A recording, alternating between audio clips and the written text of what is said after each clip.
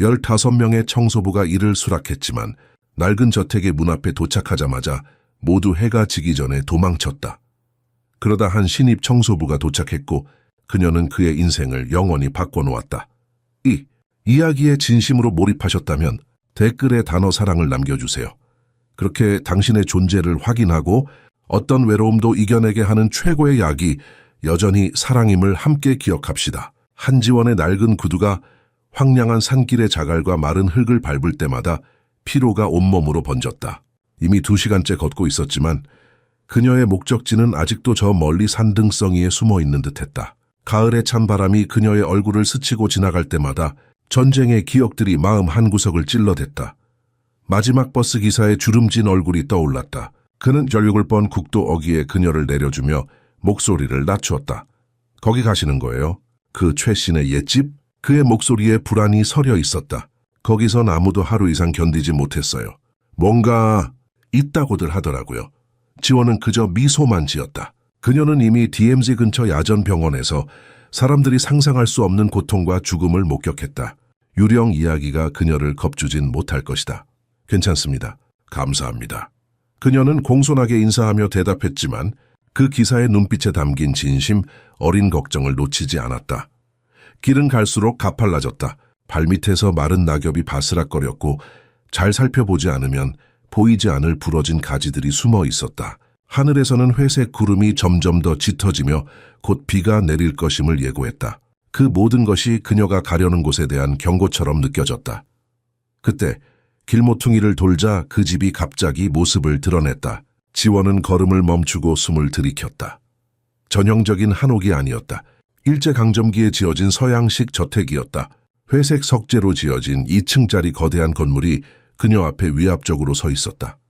담쟁이 덩굴이 집 전체를 감싸고 있었고 곳곳에 균열이 보였다. 세월의 무게가 이 집을 짓누르고 있었다. 높고 더러운 창문들은 마치 그녀를 지켜보는 눈동자처럼 느껴졌다. 지원은 왠지 모를 서늘함을 느꼈지만 그것이 단순한 피로 때문인지 아니면 정말 직감이 경고하는 것인지 구분할 수 없었다. 생명의 흔적은 전혀 보이지 않았다. 오직 가끔씩 벽의 균열 사이로 스며드는 바람소리만이 이곳에 어떤 존재가 있음을 알려주었다. 멀리서 까마귀 한 마리가 울었고 그 소리는 고요한 산속에 메아리처럼 울려 퍼졌다. 지원은 작은 가방 하나와 할머니가 남겨준 낡은 실크 머플러만을 지니고 있었다. 그리고 전쟁에서 살아남은 자들만이 알 수 있는 깊고 무거운 피로감. 그녀의 왼쪽 뺨에는 희미한 흉터가 남아있었고 그것은 그녀가 겪었던 공포의 작은 증거에 불과했다. 녹슨 철제 대문 앞에 서서 그녀는 잠시 주저했다. 서울의 안락한 아파트와 안정된 직장을 버리고 이런 외딴 곳에 온 자신을 의심했다. 하지만 그곳에서 그녀를 기다리는 것은 무엇이었나? 전쟁 후유증으로 시달리는 간호사를 원하는 병원은 없었다.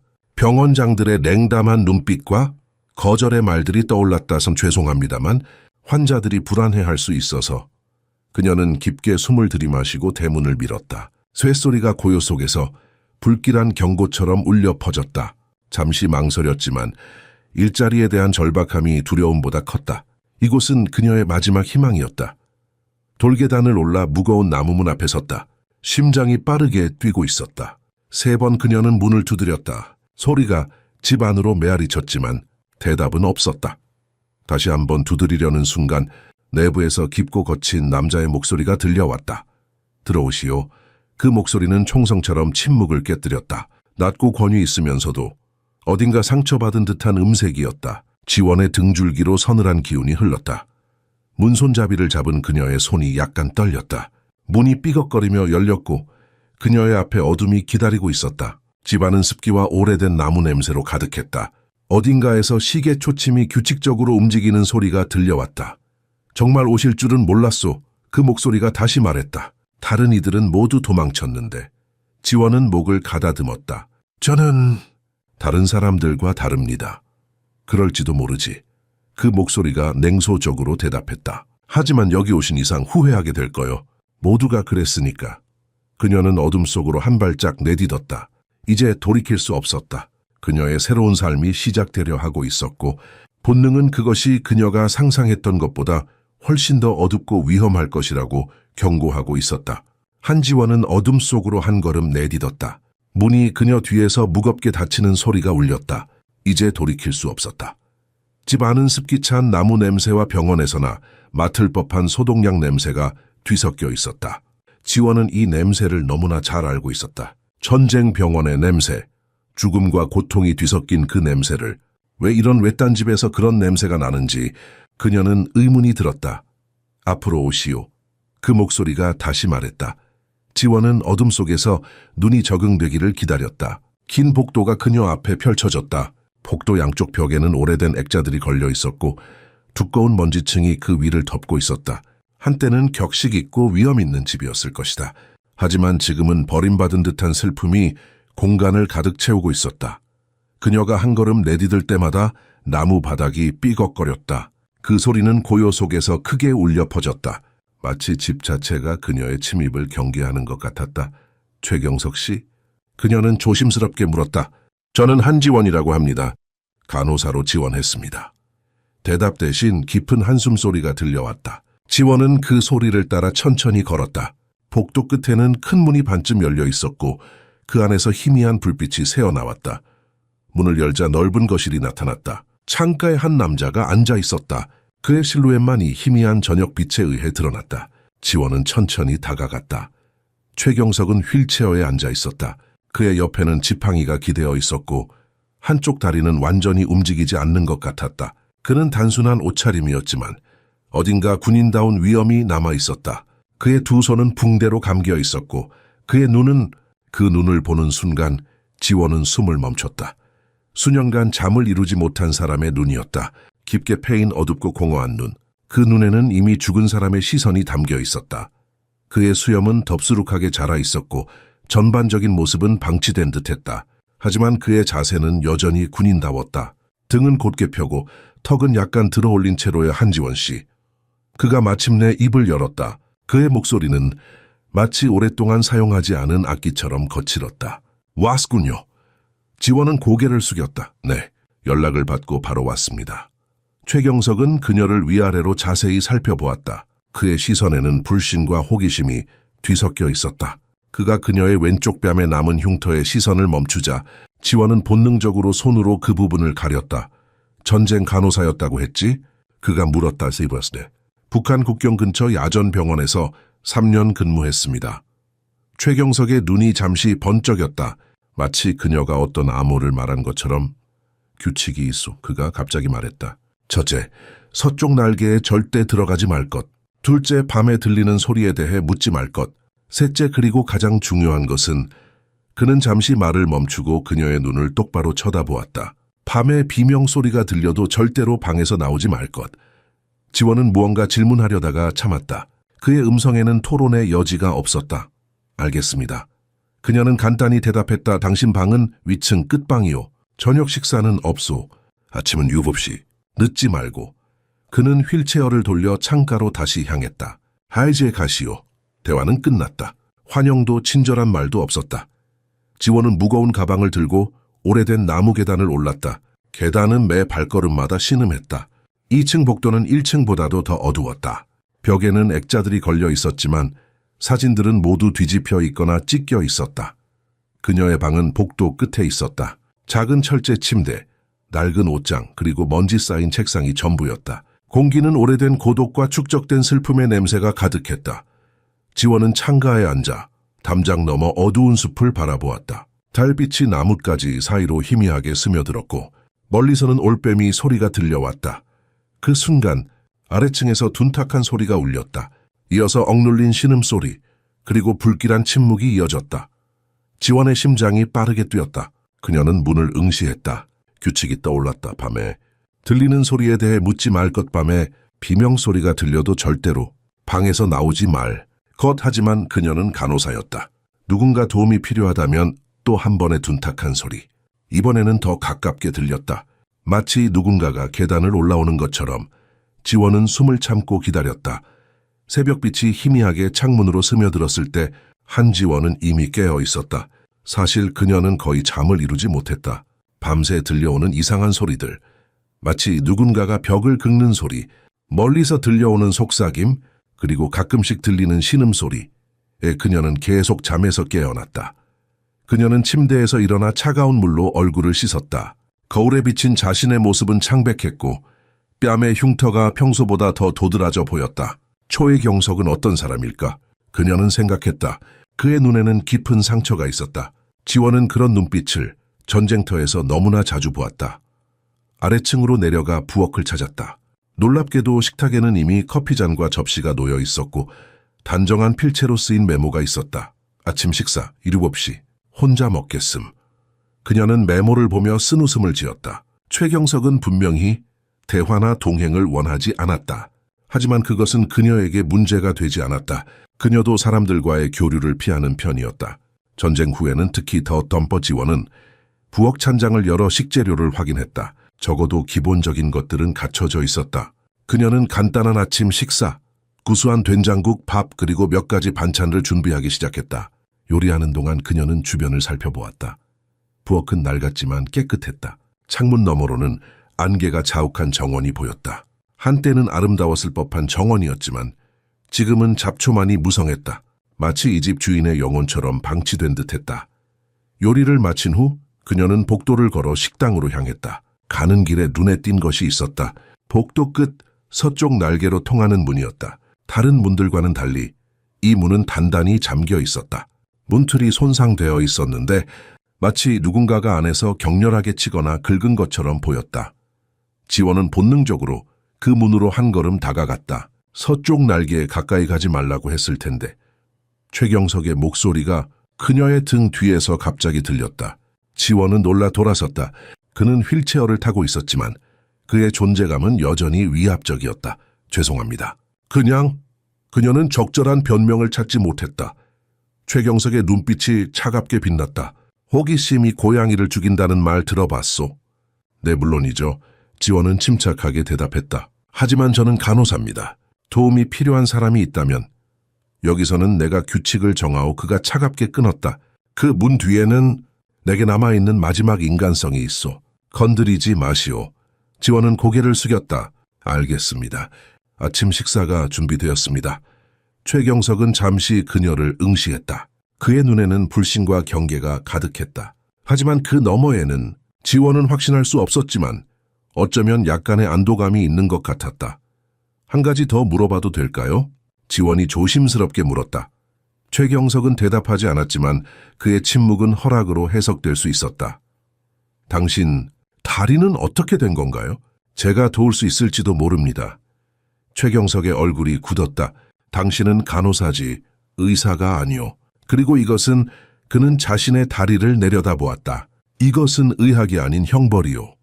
그는 더 이상의 질문을 허용하지 않고 휠체어를 돌려 식당으로 향했다. 하루 종일 지원은 집을 청소하고 정리했다. 먼지 쌓인 구석구석을 닦고 오래된 커튼을 세탁하고 집 안을 조금이나마 밝게 만들려고 노력했다. 작업하는 동안 그녀는 이전 삶의 흔적들을 발견했다. 한 방에서는 조심스럽게 접힌 군복을 발견했다. 훈장과 계급장이 여전히 붙어 있었다. 다른 방에서는 빈 약병들이 서랍에 가득했다. 강한 진통제와 수면제였다. 그리고 또 다른 방에서는 찢어진 사진 한 장을 발견했다. 그것은 군인 그룹의 사진이었다. 그들은 카메라를 향해 웃고 있었지만 그들의 눈에는 이미 전쟁의 그림자가 드리워져 있었다. 사진 뒷면에는 희미하게 쓰여진 글자가 있었다. 오르셀 전선 제4대대 2016년 오르셀. 그 이름은 지원의 숨을 멎게 했다. 그녀도 그 지역에 있었다. 최전선은 아니었지만 그 이름은 너무나 익숙했다. 오르셀에 대해서는 어두운 소문들이 있었다. 실패한 군사작전, 죽은 민간인들, 그리고 아무도 감히 입에 담지 못하는 이름. 지원은 사진을 조심스럽게 자신의 주머니에 넣었다. 이제 그녀는 왜 이전의 모든 간호사들이 도망쳤는지, 그리고 왜 아마도 자신만이 남을 수 있을지 이해하기 시작했다. 밤이 깊어갔다. 지원은 침대에 누워 책을 읽으려고 했지만 집안의 소리들이 그녀의 주위를 산만하게 했다. 자정이 되자 발소리가 들려왔다. 이번에는 복도나 정원에서 오는 것이 아니라 서쪽 날개에 잠긴 문 너머에서 오는 것이었다. 3번의 느린 노크, 마치 누군가가 나오게 해달라고 애원하는 것처럼. 그 3번의 노크 소리는 한지원의 머릿속에서 밤새 맴돌았다. 그녀는 뒤척이며 잠을 이루지 못했고 새벽이 밝아올 무렵에야 겨우 눈을 붙였다. 눈을 떴을 때는 이미 아침 해가 창문을 통해 방 안으로 들어오고 있었다. 7시. 아침 식사 시간이었다. 지원은 서둘러 아래층으로 내려갔다. 부엌에서 아침 식사를 준비하고 최경석의 방문을 노크했지만 대답이 없었다. 한 번 더 노크했지만 여전히 침묵뿐이었다. 최 선생님? 그녀는 조심스럽게 불렀다. 응답이 없자 지원은 문을 살짝 열었다. 방은 비어 있었다. 침대는 흐트러져 있었고 바닥에는 약병이 굴러다녔다. 그녀는 걱정스럽게 집 안을 둘러보기 시작했다. 서재에서 그를 발견했다. 최경석은 창가에 앉아 있었고 팔에 붕대를 갈아입히고 있었다. 지원이 들어서자 그는 화들짝 놀라 붕대로 팔을 감췄지만 이미 늦었다. 지원은 그의 팔에 있는 신선한 상처를 보았다. 깊은 상처였고 제대로 치료되지 않으면 감염될 위험이 있었다. 식사 시간이 지났군요. 최경석이 무뚝뚝하게 말했다. 지원은 쟁반을 탁자 위에 내려놓았다. 상처가 심해 보입니다. 제가 도와드릴까요? 필요 없소. 하지만 감염될 수 있어요. 저는 간호사입니다. 전문가의 도움이 필요하시. 내가 도움이 필요하다면 그는 날카롭게 끊었다. 불을 꺼요. 지원은 그의 고집스러운 태도에 한숨을 내쉬었다. 평소에 그녀라면 물러섰을 것이다. 하지만 이제는 아니었다. 전쟁은 그녀에게 많은 것을 가르쳐 주었다. 때로는 사람들을 그들 자신으로부터 보호하기 위해 강하게 나설 필요가 있다는 것도. 치료하지 않으면 폐혈증에 걸릴 수 있습니다. 그녀는 단호하게 말했다. 그럼 당신의 다른 상처들은 중요하지 않게 될 거예요. 왜냐하면 당신은 죽게 될 테니까요. 최경석의 눈이 번쩍였다. 그의 얼굴에는 분노와 놀라움이 교차했다. 하지만 이내 체념한 듯한 표정으로 바뀌었다. 좋소. 그는 마지못해 말했다. 하지만 빨리 끝내시오. 지원은 의료 가방을 가지러 방으로 달려갔다. 전쟁 때 사용하던 것으로 늘 필요할 때를 대비해 보관해왔다.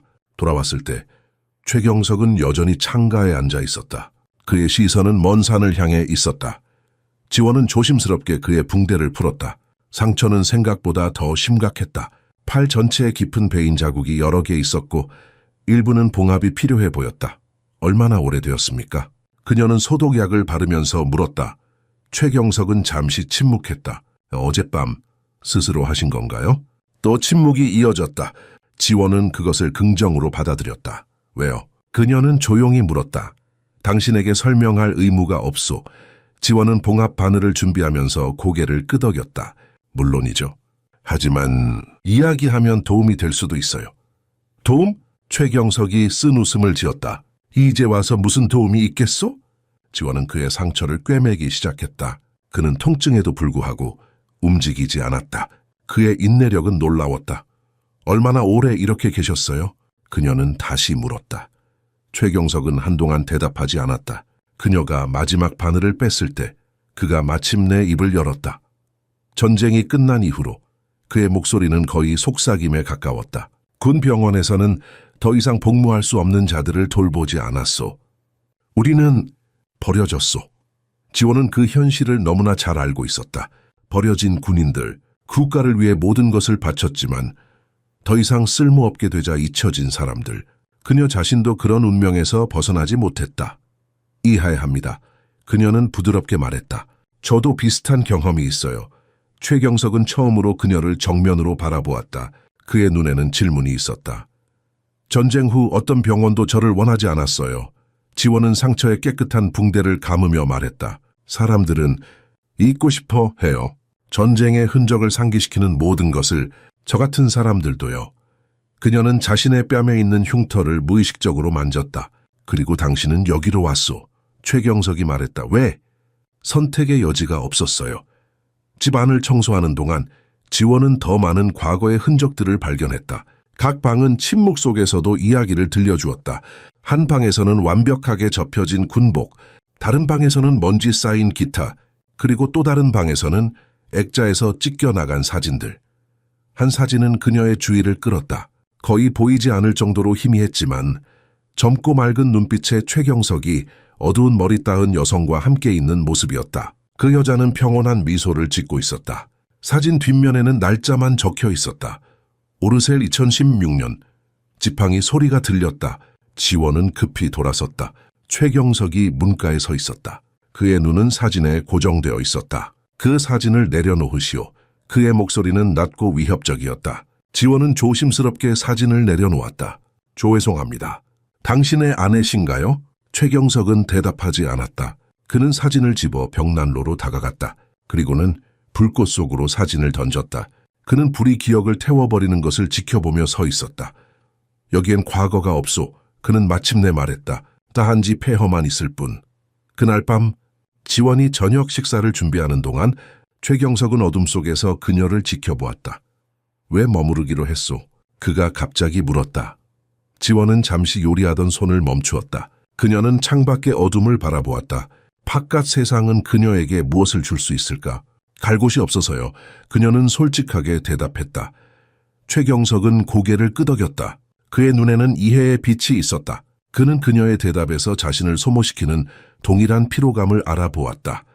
한밤중 집 전체가 바람에 삐걱거렸다. 나무 틈새로 바람이 휘몰아치며 으스스한 휘파람 소리를 냈다. 한지원은 침대에 앉아 귀를 기울였다. 그녀는 이제 그 소리를 기다리고 있었다. 어제와 같은 시간 자정이 되자 발소리가 다시 시작되었다. 서쪽 날개에서 온 끌리는 듯한 발소리. 지원은 손전등을 집어들었다. 그녀의 손은 약간 떨렸지만 마음은 단단했다. 그녀는 천천히 계단을 내려갔다. 나무 계단은 매 발걸음마다 삐걱거렸다. 복도는 어둠에 잠겨 있었고 벽에 걸린 초상화들의 눈이 그녀를 따라 움직이는 것 같았다. 금지된 서쪽 날개로 향하는 복도는 더 깊은 그림자에 잠겨 있었다.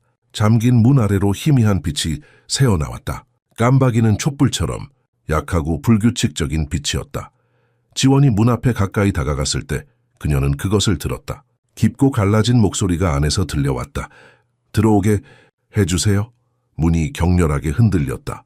마치 안에 있는 사람이 나오려고 안간힘을 쓰는 것 같았다. 지원은 놀라 뒤로 물러섰다. 그때 그녀의 등 뒤에서 소리가 들렸다. 지팡이 없이 한쪽 다리만으로 균형을 잡고 서 있는 최경석이었다. 그의 손에는 권총이 들려 있었다. 당신이 여기 있으면 안 돼요. 그가 외쳤다. 그의 눈은 공포로 크게 떠져 있었다. 오래되고 깊은 공포였다. 아무도 없어. 거기에는 아무도 없다고. 지원은 그 자리에 서서 움직이지 않았다. 그녀는 권총을 응시했다. 하지만 두려움보다는 평온함이 그녀를 지배했다. 그녀는 이미 죽음의 얼굴을 너무 자주 보아왔다. 초해 선생님, 그녀는 차분하게 말했다. 저를 쏘실 건가요? 최경석의 손이 떨렸다. 그의 얼굴에는 갈등이 명백했다. 마침내 그는 천천히 총을 내렸다. 당신은 여기 있으면 안 돼요. 그의 목소리는 이제 위협적이기보다는 애원하는 것 같았다. 살고 싶다면 절대로 이 문에 다가오지 마시오. 지원은 고개를 끄덕였지만 물러서지는 않았다. 거기 누가 있나요? 아무도 없소. 최경석이 단호하게 말했다. 아무도. 그럼 왜 이렇게 두려워하세요? 최경석은 그녀를 오랫동안 바라보았다. 그의 눈에는 말로 표현할 수 없는 고통이 있었다. 당신은 저에 대해 묻고 있소. 그가 마침내 말했다. 하지만 나는 이미 죽은 사람이요. 그 말은 밤새 한지원의 마음에 남아있었다. 해임이 죽은 사람, 무슨 뜻일까? 그는 은유적으로 말한 것일까? 아니면 아침이 밝았을 때 지원은 식탁 위에 쪽지를 발견했다. 도망치지 않아 주셔서 감사합니다. 지원은 살짝 미소 지었다. 그것은 감사의 말이 아니었다. 그것은 경고이자 동시에 무언가의 시작이었다. 그녀는 확신할 수 없었지만 어쩌면 신뢰의 시작일지도 모른다고 생각했다. 셋째 날, 하늘은 회색 구름으로 가득했다. 낮은 구름이 골짜기를 짓누르는 것 같았다. 지원이 아침 식사를 준비했을 때 최경석은 이미 벽난로 앞에 앉아 있었다. 그의 옆에는 빈 술병이 놓여 있었다. 당신은 악몽을 꿉니까? 그가 갑자기 물었다. 지원은 차를 따르다 말고 그를 바라보았다. 무엇에 관한 악몽인가요? 죽은 사람들. 그녀는 솔직하게 대답했다. 제가 구하지 못한 사람들. 최경석은 고개를 끄덕였다. 나도 그들의 목소리를 들어요. 돌아오지 못한 자들의 목소리를. 그는 술병을 바라보았다. 때로는 이것이 유일한 침묵의 방법이요. 지원은 차를 가져다주며 그의 옆에 앉았다. 말하는 것이 도움이 될 수도 있어요. 말로 표현할 수 없는 일들이 있소. 최경석이 차를 받아들었다. 그의 손은 약간 떨렸다. 당신은 오르셀에 있었소? 지원은 긴장했다. 그 이름은 여전히 그녀에게 불안을 불러일으켰다. 네, 야전병원에서요. 최전선은 아니었지만 그러면 당신도 들었겠군요. 최경석의 목소리는 낮아졌다. 그날 밤에 일어난 일에 대해 소문만요. 그녀는 조심스럽게 대답했다. 공식 기록은 모순되었어요. 모순? 최경석이 쓴 웃음을 지었다. 그들은 그것을 그렇게 부르는군요. 그는 창밖을 바라보았다. 거짓말이라고 부르는 게 더 정확할 텐데. 지원은 그가 계속 이야기하기를 기다렸지만 최경석은 다시 침묵에 빠졌다. 그의 얼굴은 다시 한번 단단한 가면이 되었다. 그 순간이 지나갔다.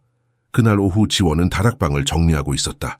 오래된 상자들 사이에서 그녀는 낡은 노트북을 발견했다. 호기심에 그녀는 그것을 열었다. 첫 페이지에는 날짜가 적혀 있었다. 오르셀 2016년 5월 7일. 그것은 일기였다. 최경석의 일기. 지원은 그것을 읽어야 할지 고민했다. 그것은 사생활 침해였다. 하지만 동시에 그녀는 이 집의 비밀을 알아야 했다. 특히 서쪽 날개에 있는 것이 무엇인지. 마침내 그녀는 페이지를 넘겼다. 최경석의 단정한 필체로 쓰인 첫 번째 문장은 그녀의 심장을 멎게 했다. 오늘 나는 명령에 따라 살 2명의 민간인을 죽였다. 지원은 노트북을 떨어뜨릴 뻔했다. 그녀는 입을 막았다. 이것이 오르셀에 대한 소문의 진실이었는가? 대대적인 은폐, 민간인 학살? 그리고 최경석은 뭘 찾고 있소? 지원은 놀라 몸을 돌렸다. 최경석이 다락방 입구에 서 있었다. 그의 눈은 그녀의 손에 있는 노트북에 고정되어 있었다. 그녀는 말을 더듬었다. 그걸 내려놓으시오. 그의 목소리는 얼음처럼 차가웠다. 지원은 천천히 노트북을 내려놓았다. 당신이 정말로 그랬나요? 최경석의 눈에서 무언가가 깨졌다. 그는 노트북을 집어들고 다락방을 빠져나갔다. 지원은 그를 따라갔다. 최 선생님 기다려주세요. 저는 이해하려고 합니다. 그는 계단 위에서 멈추었다. 그의 어깨는 무거운 짐에 짓눌린 것처럼 구부러져 있었다. 당신이 어떻게 이해할 수 있겠소? 그가 작게 물었다. 아무도 이해하지 못해요. 시도라도 해보게 해주세요. 지원은 애원했다. 당신은 혼자가 아닙니다. 최경석은 잠시 그녀를 바라보았다. 그의 눈에는 무한한 피로가 담겨 있었다. 내일. 그가 마침내 말했다. 내일 당신에게 보여주겠소. 진실을. 한지원은 그날 밤 거의 잠을 이루지 못했다. 최경석의 일기에서 읽은 한 문장이 그녀의 마음을 괴롭혔다. 오늘 나는 명령에 따라 42명의 민간인을 죽였다. 그 단어들은 그녀의 뇌리에 불꽃처럼 타올랐다. 그것이 진실일까? 최경석은 정말로 민간인 학살에 가담했을까? 아침이 밝았을 때 지원은 이미 옷을 입고 준비를 마친 상태였다. 그녀는 최경석이 약속한 진실이 무엇인지 알고 싶었다. 그러나 아래층으로 내려가 보니 최경석은 어디에도 보이지 않았다. 그의 방은 비어 있었고 침대는 손대지 않은 것처럼 보였다. 지원은 집 전체를 찾아보았다. 마침내 그녀는 서재에서 최경석을 발견했다. 그는 책상 앞에 앉아 있었고 그 앞에는 여러 장의 종이와 서류들이 펼쳐져 있었다. 그의 얼굴은 창백했고 눈은 충혈되어 있었다. 밤새 잠을 자지 않은 것이 분명했다. 들어오시오. 그가 말했다. 그녀가 문을 두드리기도 전에 지원은 조용히 들어가 그의 앞에 섰다. 약속하셨잖아요. 진실을 보여주신다고. 최경석은 천천히 고개를 들었다. 그의 눈에는 결의가 서려 있었다. 그래요. 하지만 먼저 경고하겠소. 이 진실은 당신의 안전을 위협할 수 있소. 한번 알게 되면 돌이킬 수 없소. 이미 돌이킬 수 없는 지점을 지났어요. 지원은 단호하게 말했다. 보여주세요. 최경석은 서랍에서 열쇠 하나를 꺼냈다. 그것은 작고 오래된 열쇠였다. 이것은 서쪽 날개의 열쇠요. 당신 혼자 가시오. 내가 함께 갈 수는 없소. 지원은 열쇠를 받아들었다. 그것은 손 안에서 무겁게 느껴졌다. 단순한 금속 조각 이상의 무게가 있었다. 그곳에서 무엇을 발견하게 될까요? 최경석은 창밖을 바라보았다. 진실리오, 나의 죄, 그리고 내가 당신에게 왜 이 일을 시키는지에 대한 이유. 지원은 질문하는 눈빛으로 그를 바라보았다. 저는 도망치지 않았어요. 그녀가 말했다. 아직은. 최경석이 쓴 웃음을 지었다. 하지만 곧 그럴지도 모르오. 서쪽 날개로 가는 길은 어두웠다. 복도의 전등은 오래전에 깨져 있었고 창문은 두꺼운 커튼으로 가려져 있었다. 지원은 손전등의 희미한 빛에 의존해야 했다. 잠긴 문 앞에 섰을 때 지원은 잠시 망설였다. 문이 표면에는 긁힌 자국이 있었다. 마치 누군가가 아니 무언가가 밖으로 나오려고 발버둥 친 것처럼 그녀는 천천히 열쇠를 꽂고 돌렸다. 오래된 자물쇠가 딸깍 소리를 내며 열렸다. 문이 천천히 안쪽으로 열렸고 지원은 긴장된 숨을 내쉬며 안으로 발을 내디뎠다. 방은 그녀가 상상했던 것과 달랐다. 그것은 병실이었다. 의료 장비, 모니터, 그리고 중앙에는 병원 침대가 있었다. 하지만 모든 것이 먼지와 방치로 덮여 있었다. 마치 오래전에 포기된 것처럼 약기 침대는 비어 있었다. 하지만 침대 위에는 흩어진 서류들이 있었다. 의료 차트, 사진, 그리고 신문 스크랩자로 지원은 가장 위에 있는 신문을 집어들었다. 헤드라인이 그녀의 시선을 사로잡았다. 오르셀 참사, 영웅인가 전범인가.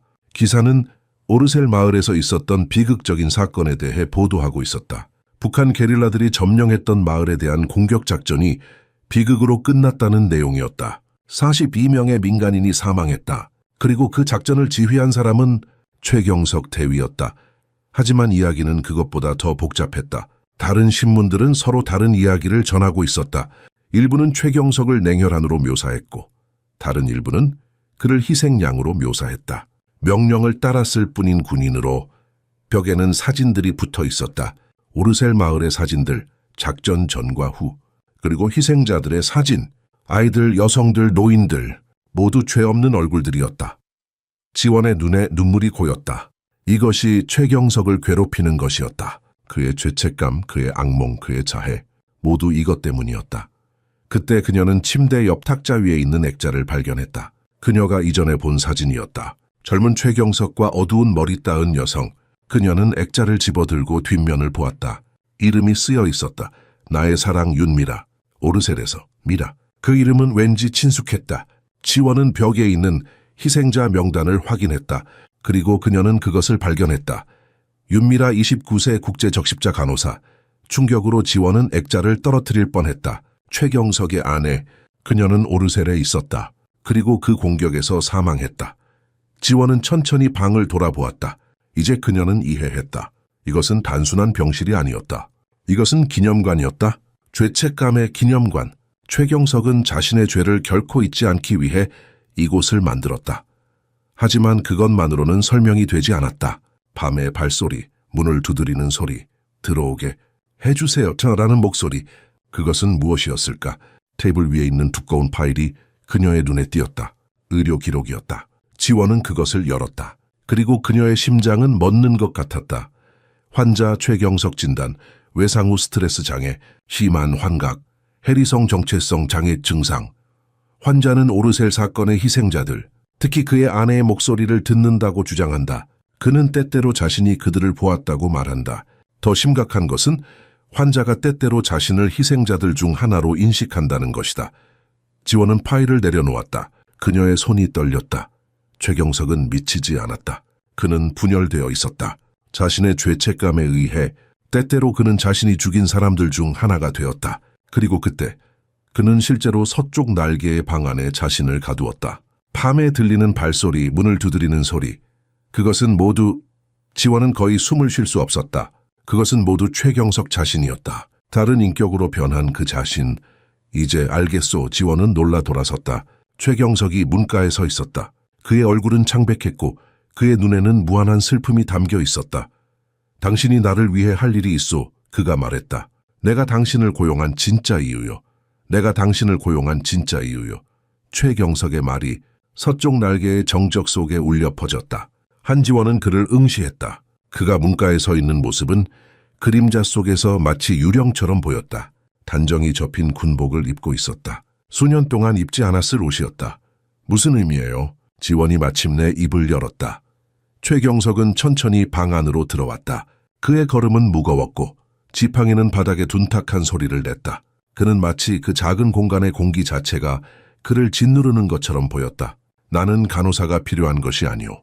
그가 침대 옆에 서서 말했다. 나는 증인이 필요한 거요.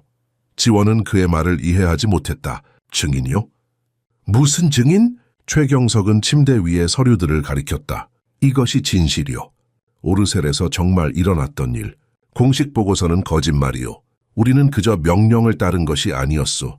지원은 서류를 내려다보았다. 군사작전 계획, 보고서, 그리고 손으로 쓴 메모들이 펼쳐져 있었다. 최경석의 필체였다. 모든 것이 계획되었소. 최경석이 계속했다.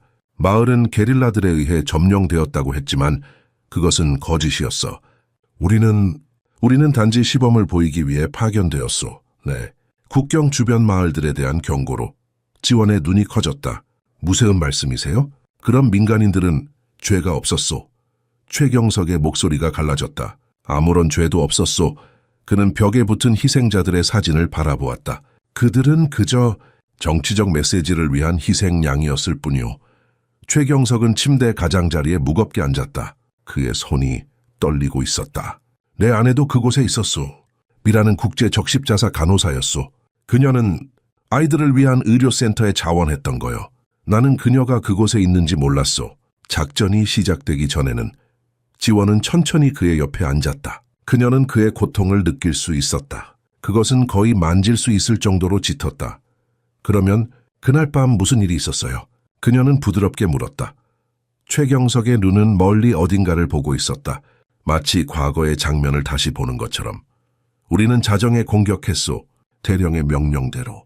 하지만 마을에 들어갔을 때 게릴라는 없었어. 단지 잠자는 민간인들 뿐이었소. 그는 깊게 숨을 들이마셨다. 나는 멈추려 했소. 무선으로 대령에게 연락했지만 그는 계속하라고 명령했소. 이것은 경고다. 시범이다. 망설이지 말라. 하지만 당신은 망설였죠? 지원이 말했다. 최경석은 고개를 저었다. 아니요. 내 죄는 내가 망설이지 않았다는 거요. 나는 명령을 따랐소. 충성스러운 군인으로서. 그의 눈에 눈물이 고였다. 나는 병사들에게 사격 명령을 내렸소. 그리고 그들은 따랐소. 방안이 갑자기 더 차갑게 느껴졌다. 지원은 그의 고백의 무게로 압도되었다. 하지만 최경석이 계속했다. 사격이 시작되고 나서야 나는 그녀의 목소리를 들었소. 미라가 의료센터에서 나를 부르고 있었소. 그의 목소리가 떨렸다. 내가 그곳에 도착했을 때는 이미 늦었소. 그녀는 아이들을 보호하려고 했던 거요. 그리고 내 병사들은 그는 말을 끝맺지 못했다. 필요하지도 않았다. 지원은 이미 그 끔찍한 결말을 짐작할 수 있었다. 그날 이후로 나는 그들의 목소리를 들어요. 내가 명령으로 죽인 사람들의 목소리를, 그리고 특히 미라의 목소리를. 그는 고통스럽게 미소 지었다. 때로는 내가 그들 중 하나가 된 것 같아요. 마치 내가 바깥에서 잠겨있고 안으로 들어오려고 애원하는 것처럼. 그것이 한지원이 들었던 소리였다. 최경석의 정신이 분열된 것. 그는 자신의 죄책감에 의해 자신을 희생자로 보는 것이었다. 그런데 제가 무엇을 도와드릴 수 있을까요? 지원이 물었다. 최경석은 탁자에서 두꺼운 봉투 하나를 집어들었다. 이것은 진실이요. 내 증언이요. 오르셀에서 정말로 일어났던 일에 대한. 나는 당신이 이것을 신문사에 전달해 주길 원하오. 지원은 충격을 받았다. 그건 위험할 거예요. 당신에게도 저에게도. 나는 이미 죽은 사람이요. 최경석이 침착하게 말했다. 하지만 진실은 살아남아야 해요. 죽은 자들을 위해서, 미라를 위해서. 지원은 봉투를 바라보았다. 그것은 무겁게 느껴졌다. 그녀가 결정을 내리면 돌이킬 수 없을 것이다. 생각해 보겠습니다. 그녀는 마침내 말했다. 최경석은 고개를 끄덕였다. 당신이 이해할 거라 생각했소. 당신도 전쟁의 유령을 보았으니까. 그날 밤 한지원은 침대에 누워 천장을 응시했다. 최경석의 증언이 담긴 봉투가 그녀 옆에 놓여 있었다. 그것을 열어야 할지 아니면 그냥 내버려 두어야 할지 고민했다. 바깥에서는 바람이 울부짖고 있었다. 그리고 어디선가 그녀는 서쪽 날개에서 들려오는 희미한 노크 소리를 들었다. 3번, 느리고 절박하게. 새벽이 밝아올 무렵 한지원은 결정을 내렸다. 그녀는 침대 옆에 놓인 봉투를 집어들었다. 손끝이 미세하게 떨렸다. 최경석의 비밀, 그의 고백, 그리고 어쩌면 그의 구원이 이 봉투 안에 담겨 있었다. 조심스럽게 봉투의 끈을 풀고 내용물을 꺼냈다. 손으로 쓴 여러 장의 문서였다. 최경석의 단정한 필체로 쓰인 진술서. 첫 페이지 상단에는 간단한 제목이 적혀 있었다. 오르셀의 진실. 지원은 깊게 숨을 들이마시고 읽기 시작했다. 나, 최경석 전 육군 대위는 온전한 정신과 자유의지로 다음의 진술을 남긴다. 이것은 2016년 5월 7일 오르셀 마을에서 있었던 군사작전에 대한 진실이다. 문장 하나하나가 그녀의 가슴을 무겁게 짓눌렀다. 최경석의 고백은 잔인할 정도로 상세했다. 계획된 민간인 학살, 정치적 경고를 위한 시범, 그리고 그 뒤에 숨겨진 사람들의 이름과 계급, 그가 받은 명령, 그가 내린 명령, 그리고 그 모든 것이 어떻게 은폐되었는지. 그러나 그것은 단순한 고백이 아니었다. 그것은 참회였다. 깊은 후회와 죄책감이 매 단어에 스며들어 있었다. 그리고 그것은 또한 용서를 구하는 것이었다. 아마도 용서받을 수 없는 행동에 대한. 마지막 페이지에는 짧은 글이 있었다. 이 진술이 죽은 자들에게 정의를, 살아있는 자들에게는 진실을 가져다 줄 수 있기를. 나는 내 행동에 대한 모든 결과를 받아들일 준비가 되어 있다. 최경석 지원의 눈에 눈물이 고였다. 그녀는 문서를 봉투에 다시 넣고 창가로 걸어갔다.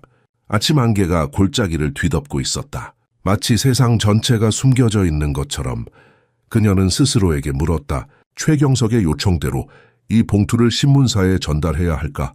그것은 위험할 것이다. 국가 안보와 관련된 민감한 정보였다. 그녀는 언제라도 이 집에서 도망칠 수 있었다. 이 모든 것을 뒤로 하고 떠날 수 있었다. 하지만 그것이 옳은 일일까? 지원은 부엌으로 내려가 아침 식사를 준비했다. 평소와 같은 일상적인 행동이 이상하게 위안이 되었다. 마치 세상이 뒤집히지 않은 것처럼 행동할 수 있는 잠시의 시간. 최경석은 이미 서재에 있었다. 그는 창가에 앉아 바깥을 바라보고 있었다. 군복을 입은 그의 모습은 어젯밤과 달리 더 단정하고 결연해 보였다. 읽었소? 그가 물었다. 지원이 방에 들어서자마자. 지원은 고개를 끄덕였다. 네, 그리고 그녀는 잠시 침묵했다. 이것이 정말 진실인가요? 최경석은 그녀를 바라보았다. 그의 눈에는 이제 두려움이 없었다. 오직 결의뿐이었다. 모든 단어가 진실이요. 내 목숨을 걸고 맹세하겠소. 지원은 테이블에 앉았다. 그녀의 마음은 여전히 갈등 중이었다. 만약 제가 이것을 신문사에 가져간다면 당신은 감옥에 갈 거예요. 아니면 더 나쁜 일이 벌어질 수도 있고요. 알고 있소.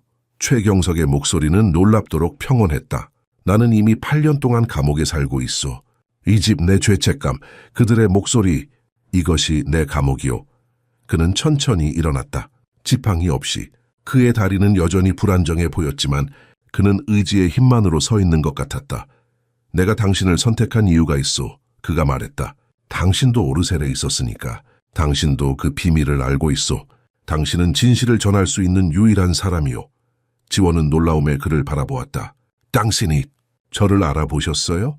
최경석은 쓴 웃음을 지었다.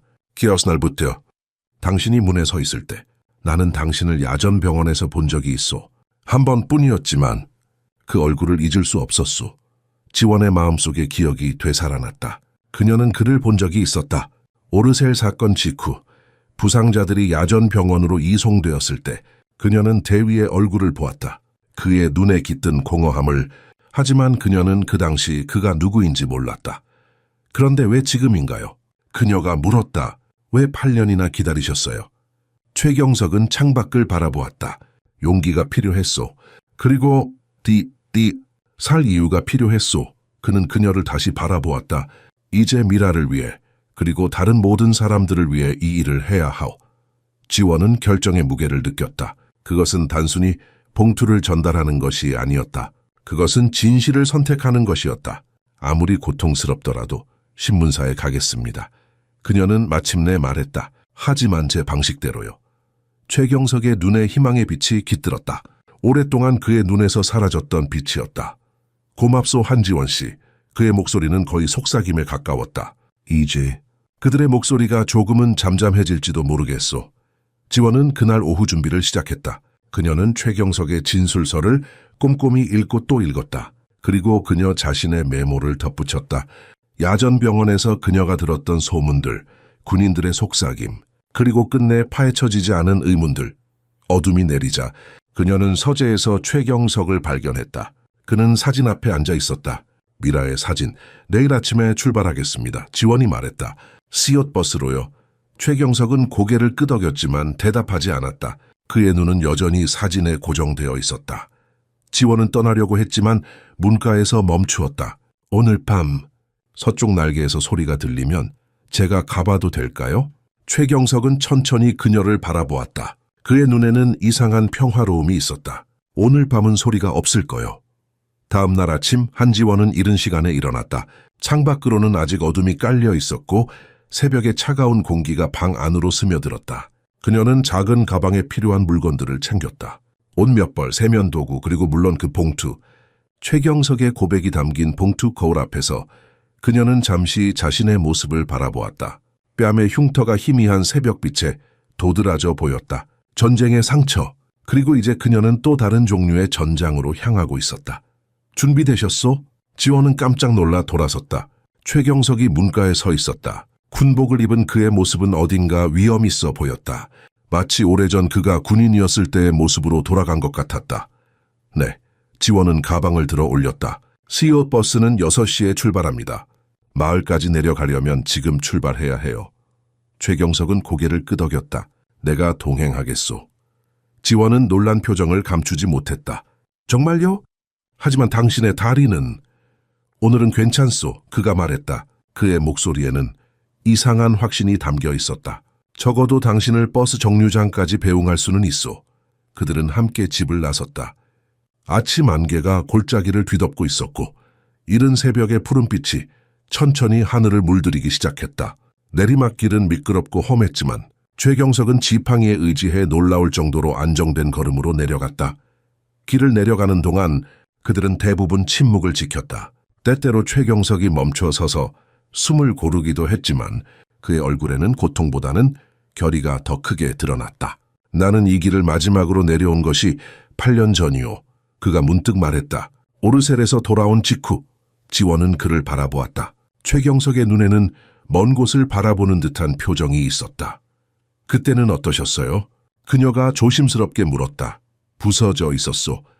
그가 단순하게 대답했다. 몸도 마음도. 그들은 계속 내려갔다. 길의 끝에서 작은 마을이 보이기 시작했다. 안개 속에 잠긴 낮은 지붕들, 그리고 꺼져가는 가로등들. 당신이 이 일을 하는 이유가 무엇인지 궁금하오. 최경석이 갑자기 물었다. 왜 나를 도와주는 거요? 이것은 당신에게도 위험한 일이오. 지원은 잠시 생각했다. 왜 그녀는 이 위험을 감수하고 있는 걸까? 정의 때문일까? 아니면 단순히 그가 이해받길 원해서? 저도 제 유령들이 있어요. 그녀는 마침내 대답했다. 제가 구하지 못한 사람들, 제가 도울 수 없었던 사람들, 어쩌면 이것이 제가 그들에게 할 수 있는 일인지도 모르겠어요. 최경석은 이해하는 듯 고개를 끄덕였다. 버스 정류장이 가까워지자 최경석의 걸음이 느려졌다. 마치 갑자기 무언가를 망설이는 것처럼. 이 이상은 갈 수 없소. 그가 길 중간에서 멈추며 말했다. 여기서 작별해야겠소. 지원은 의아했지만 고개를 끄덕였다. 알겠습니다. 한 가지 더 부탁이 있소. 최경석이 말했다. 그의 목소리는 갑자기 긴박해졌다. 신문사에 가기 전에 이 주소로 가주시오. 그는 그녀에게 작은 종이를 건넸다. 서울의 한 주소였다. 그 여기는 어디인가요? 박상우라는 사람의 집이요. 최경석이 설명했다. 그는 오르셀에서 함께 있었던 유일한 생존자요. 그에게 내 진술서를 보여주시오. 그가 확인해 줄 거요. 지원은 놀란 표정을 감추지 못했다. 생존자가 있었어요? 왜 그는 지금까지 침묵했던 거죠? 두려움 때문이요. 최경석이 쓴웃음을 지었다. 나시오리옴. 하지만 당신이 그에게 가면 그는 도울 거요. 내 이름으로 맹세하오. 지원은 주소를 적은 종이를 조심스럽게 주머니에 넣었다. 찾아가겠습니다. 잠시 어색한 침묵이 흘렀다. 이제 정말 작별을 고해야 할 시간이었다. 돌아올 거예요. 지원이 말했다. 할이 끝나면. 최경석은 슬프게 미소 지었다. 그럴 필요 없소. 당신은 이미 충분히 했소. 이제 당신의 삶을 살아가시오. 하지만 가시오. 그가 부드럽게 그녀의 말을 끊었다. 보스가 곧 올 거요. 지원은 무언가 더 말하고 싶었지만 최경석의 눈에서 그녀는 결의를 읽을 수 있었다. 그는 이미 결정을 내린 것이었다. 안녕히 계세요. 최 선생님. 그녀는 마침내 말했다. 안녕, 한지원 씨. 최경석이 대답했다. 감사하오. 지원은 마지막으로 그를 바라본 후 돌아서서 버스 정류장을 향해 걸어갔다. 몇 번이고 뒤돌아보고 싶은 충동이 들었지만 그녀는 그러지 않았다. 그렇게 하는 것이 더 쉬울 것 같았다. 버스 정류장에 도착했을 때 그녀는 마침내 뒤를 돌아보았다. 하지만 최경석은 이미 사라진 후였다. 안개 속으로 그의 모습은 보이지 않았다. 마치 유령처럼 그는 그녀의 삶에 들어왔다가 다시 사라진 것 같았다. 버스가 도착했고 지원은 탑승했다. 창가에 앉아 그녀는 봉투를 꽉 쥐었다. 그녀는 이제 최경석의 진실을 세상에 알릴 책임을 지고 있었다. 그의 고백, 그의 죄, 그리고 그의 구원. 버스가 출발하자 지원은 창밖을 바라보았다. 안개 속에서 그 집이 희미하게 보였다. 그리고 그 순간 그녀는 최경석이 서 있는 것을 보았다. 아니, 그것은 착각이었을까? 거리가 너무 멀었고 안개가 너무 짙었다. 버스가 모퉁이를 돌자 그 모든 것이 시야에서 사라졌다. 이제 그녀 앞에는 서울로 향하는 긴 여정만이 남아있었다. 그리고 아마도 진실을 향한 더 험난한 길이. 서울의 번화한 거리는 한지원에게 낯설게 느껴졌다. 전쟁 후 그녀는 대도시의 혼잡함을 피해왔다. 너무 많은 사람들, 너무 많은 소음, 너무 많은 삶. 그것은 그녀에게 압박감을 주었다. 버스에서 내린 후 그녀는 최경석이 준 주소를 다시 확인했다. 용산구의 한 아파트였다. 그곳으로 가는 길은 복잡했고 지원은 몇 번이나 길을 잃을 뻔했다. 하지만 마침내 그녀는 목적지에 도착했다. 오래된 아파트 단지였다. 70년대에 지어진 것처럼 보였고 콘크리트 벽은 세월의 흔적으로 얼룩져 있었다. 지원은 깊게 숨을 들이마시고 입구로 향했다. 엘리베이터는 고장 나 있었다. 그녀는 천천히 계단을 올랐다. 5층. 발소리가 좁은 계단에 메아리 쳤다. 오리곡 7호 앞에 서서 지원은 잠시 망설였다. 이 박상우라는 사람은 과연 어떤 사람일까? 그는 정말로 오르셀의 생존자일까? 그리고 그가 정말 도와줄까? 그녀는 마침내 문을 두드렸다. 한 번, 두 번, 세 번. 잠시 후 문 안쪽에서 움직임이 들렸다. 그리고 문이 조금 열렸다. 체인이 걸린 채로 누구세요? 남자의 목소리가 물었다. 경계심이 가득한 목소리였다. 박상우 씨를 찾고 있습니다. 지원이 대답했다. 최경석 씨의 부탁으로 왔습니다. 문틈 사이로 보이는 눈이 커졌다. 충격과 의심이 섞인 표정이었다. 최경석이요? 그가 반복했다. 대위? 지원은 고개를 끄덕였다. 네, 그가 저에게 이것을 당신에게 보여주라고 했습니다. 그녀는 봉투를 꺼내 들었다. 남자의 눈이 봉투에 고정되었다. 잠시 후 문이 닫혔다. 지원은 실망감을 느꼈지만 곧 체인이 풀리는 소리가 들렸고 문이 완전히 열렸다. 박산구는 생각보다 젊어 보였다. 40대 초반쯤 되어 보였고 마른 체격에 긴장된 표정을 하고 있었다. 그의 왼쪽 얼굴에는 큰 흉터가 있었다. 화상의 흔적이었다. 들어오세요. 그가 말했다. 그의 목소리는 낮고 조심스러웠다. 아파트 내부는 놀라울 정도로 텅 비어 있었다. 최소한의 가구만 있었고 벽에는 어떤 사진이나 장식도 없었다. 마치 임시 거처처럼 보였다. 주스 앉으세요. 박상구가 작은 식탁을 가리키며 말했다. 지원은 조용히 앉았다. 그녀는 봉투를 테이블 위에 올려놓았다. 최경석이 어떻게 지내나요? 박상우가 물었다. 그의 목소리에는 복잡한 감정이 섞여 있었다. 두려움, 호기심, 그리고 어쩌면 약간의 죄책감에 그는 지원은 정확한 말을 찾기 위해 망설였다. 평화를 찾으려고 노력하고 있어요. 박산구는 쓴 웃음을 지었다. 우리 모두 그렇죠. 그는 봉투를 가리켰다. 그 안에 무엇이 있나요? 사인실입니다. 지원이 대답했다. 오르셀에서 일어났던 일에 대한 최경석 씨의 증언입니다.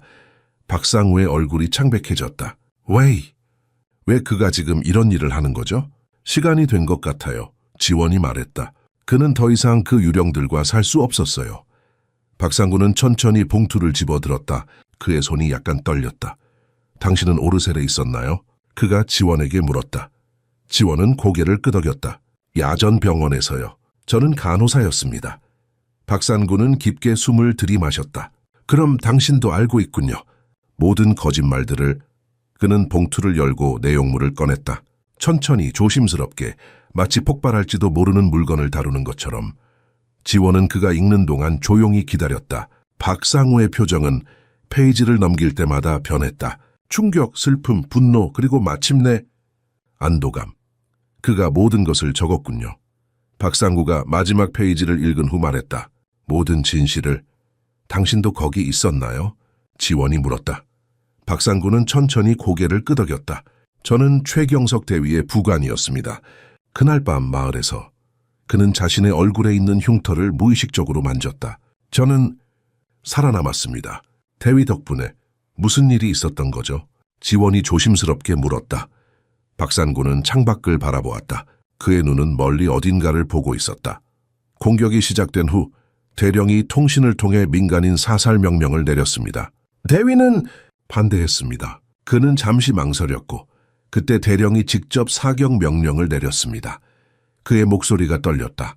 혼란 속에서 마을의 연료 저장고가 폭발했습니다. 저는 그 안에 갇혔고 대위가 저를 구해냈습니다. 자신의 목숨을 위험에 빠뜨리면서 지원은 충격을 받았다. 이것은 최경석이 그녀에게 말하지 않은 부분이었다. 그는 영웅이었습니다. 박상구가 계속했다. 적어도 저에게는요. 하지만 공식 보고서에서는 그들은 모든 것을 뒤집었습니다. 대위를 학살의 주동자로 만들었습니다. 왜 당신은 지금까지 침묵했던 거죠? 지원이 물었다. 박상구는 쓴웃음을 지었다. 두려움 때문이죠. 그리고 부끄러움 때문에 제가 더 강하게 말했어야 했는데 하지만 저는 단지 살아남기 위해 침묵했습니다. 그는 최경석의 진술서를 다시 봉투에 넣었다. 이제 어떻게 할 계획인가요? 그가 물었다.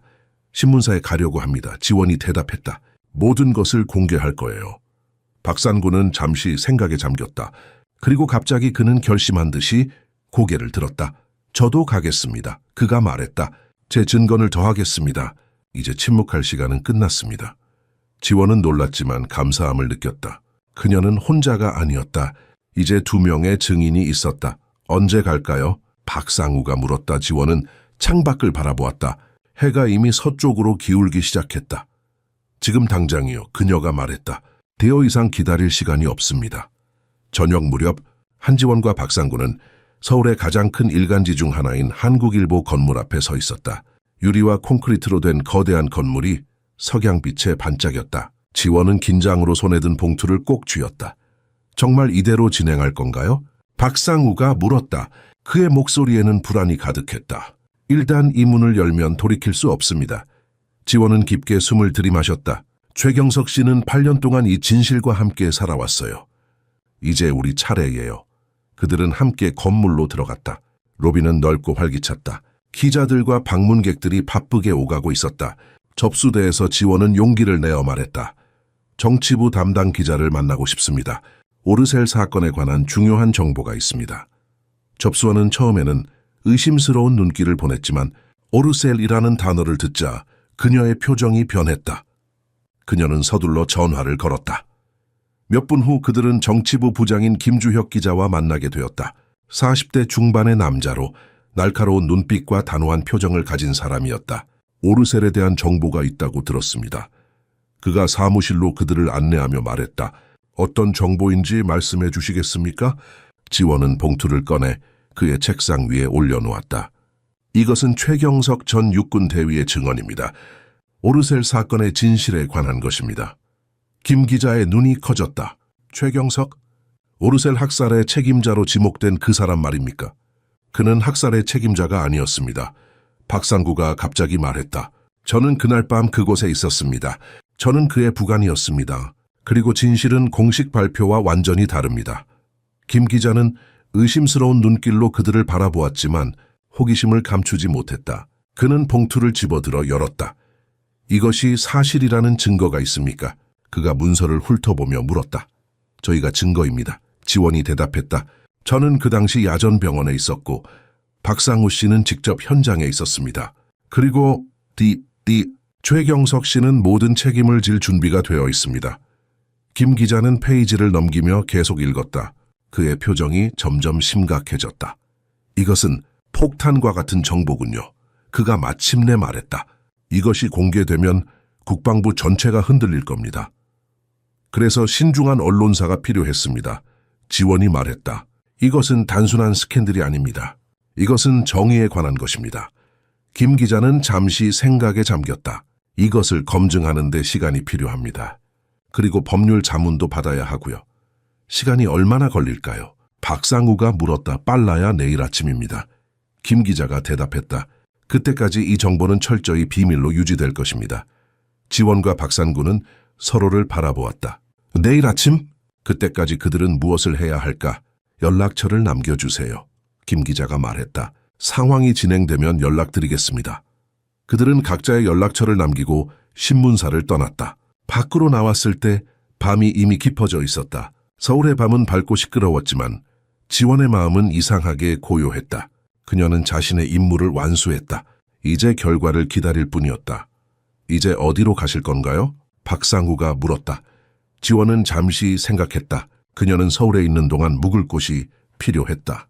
호텔을 찾아야 할 것 같아요. 그럴 필요 없습니다. 박상구가 말했다. 제 아파트에 빈 방이 있습니다. 불편하긴 하지만 하룻밤 정도는 괜찮을 겁니다. 지원은 망설였지만 그의 제안을 받아들였다. 그들은 함께 같은 배에 타고 있었다. 이제 서로 의지하는 것이 자연스러웠다. 그날 밤 박상우의 아파트에서 그들은 차를 마시며 오르셀에 대해 이야기했다. 그들의 각기 다른 경험, 그들이 본 것, 그들이 들은 것, 이야기를 나누는 과정에서 지원은 박상우가 자신의 죄책감과 싸우고 있다는 것을 알게 되었다. 최경석 대위는 저를 구했습니다. 그가 말했다. 그의 목소리는 감정으로 떨렸다. 하지만 저는 그를 위해 아무것도 하지 않았어요. 그가 희생양이 되는 것을 지켜보기만 했죠. 당신도 살아남기 위해 노력한 거예요. 지원이 그를 위로했다. 이제 당신은 그를 돕고 있어요. 그것이 중요합니다. 밤이 깊어갔다. 지원은 창가에 서서 서울의 불빛을 바라보았다. 그녀는 최경석을 생각했다. 지금 그는 무엇을 하고 있을까? 그는 홀로 그 집에서 기다리고 있을까? 아니면 그녀의 생각이 불길한 방향으로 흘러가기 시작했다. 그녀는 갑자기 불안해졌다. 최경석이 그녀에게 이 임무를 맡긴 이유, 그가 갑자기 이 모든 것을 공개하기로 한 결정, 그것은 마치 작별 인사처럼 느껴졌다. 박 씨, 그녀가 갑자기 말했다. 최경석 씨에게 전화할 방법이 있을까요?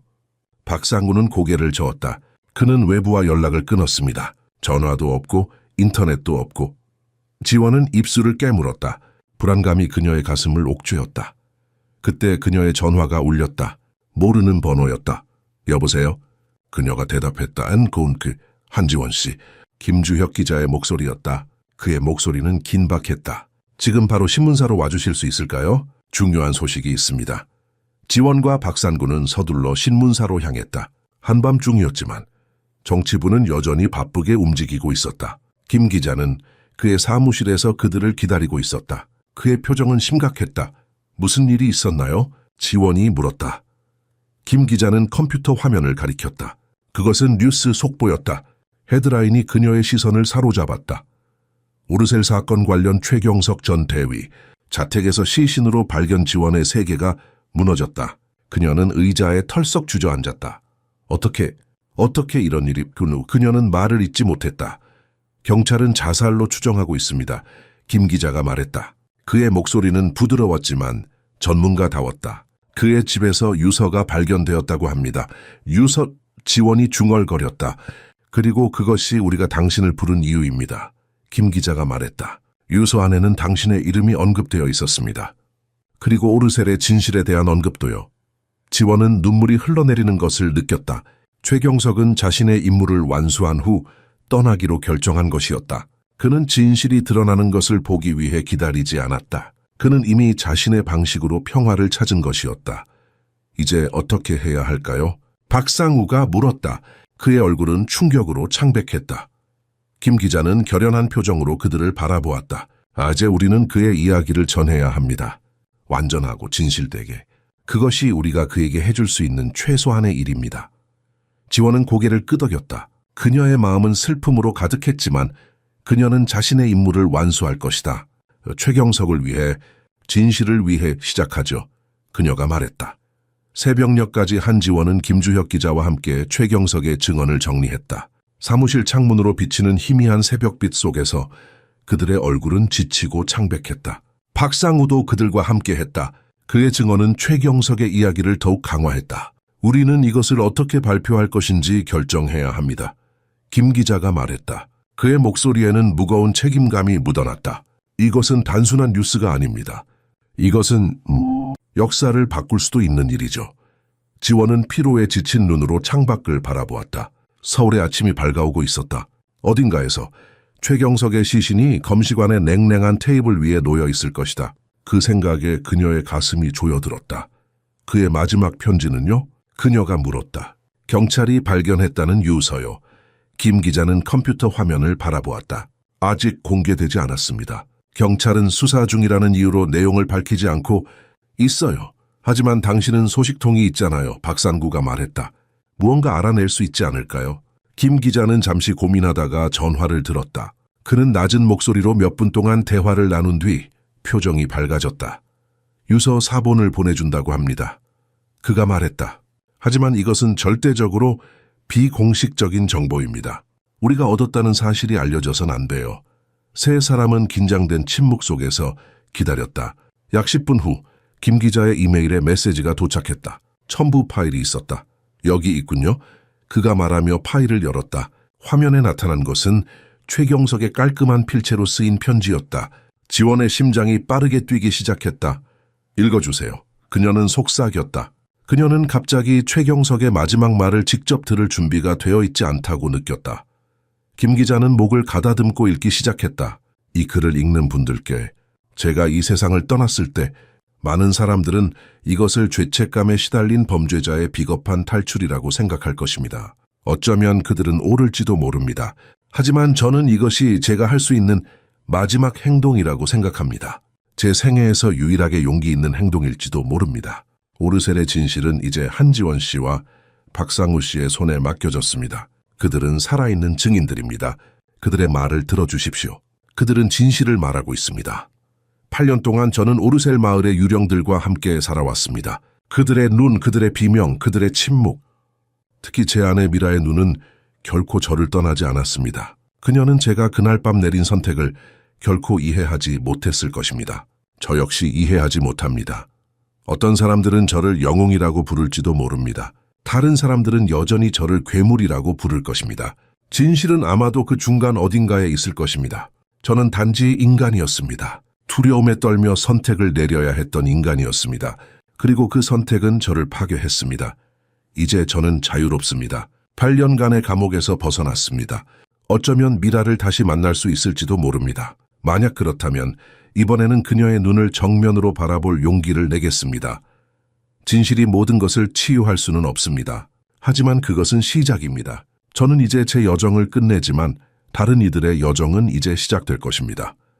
한지원 씨, 당신에게 특별히 감사드립니다. 당신은 제 유령들과 함께 살기를 두려워하지 않았던 유일한 사람이었습니다. 이제 그들은 당신과 함께하지 않을 것입니다. 그들은 저와 함께 갑니다. 평화롭게 최경석 올린 편지가 끝나자 방 안에는 깊은 침묵이 흘렀다. 지원의 눈에는 눈물이 고였다. 그녀는 최경석을 생각했다. 그의 고통, 그의 후회, 그의 용기.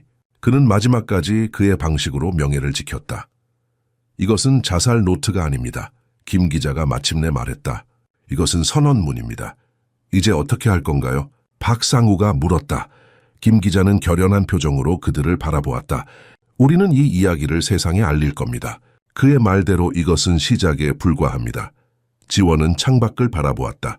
새로운 날이 밝아오고 있었다. 그리고 그녀는 최경석의 목소리가 들리는 것 같았다.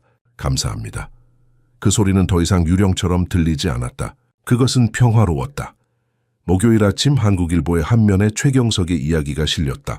단순한 기사가 아니었다. 그것은 4페이지에 걸친 특별 보도였다. 헤드라인은 간결했지만 강력했다. 오르셀의 진실, 은폐된 비극. 기사는 최경석의 증언을 상세히 다루었다. 명령체계, 은폐 그리고 무고한 희생자들, 박상우의 증언도 포함되었다. 그의 생생한 묘사는 독자들에게 그날 밤의 공포를 전달했다. 기사의 말미에는 최경석의 유서 일부가 인용되어 있었다. 한지원은 신문을 손에 들고 커피숍에 앉아 있었다. 그녀는 사람들의 반응을 지켜보고 있었다.